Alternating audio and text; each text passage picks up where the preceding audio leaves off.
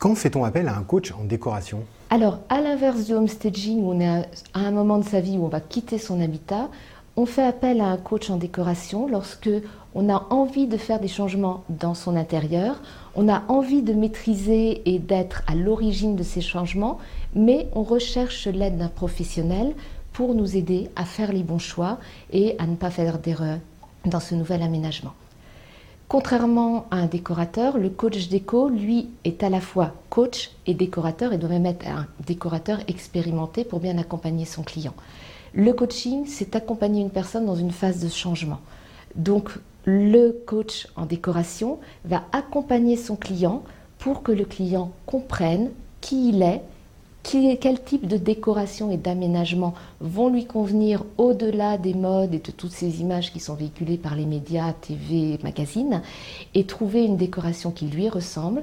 Le coach en décoration va aussi souvent accompagner son client dans ses achats ou le mettre en relation avec son carnet d'adresses.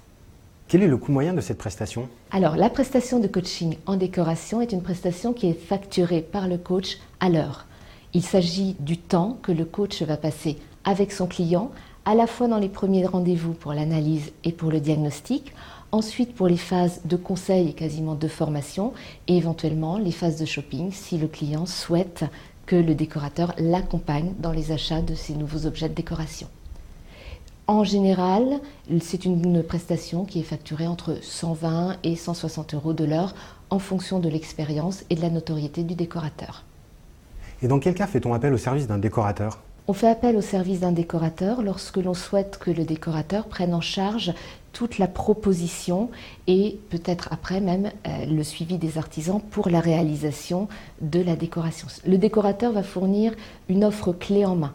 Il écoute son client, il analyse son profil, il récolte, collecte ses goûts et ensuite il va faire une proposition souvent sous forme d'un book ou sous forme d'une planche de style.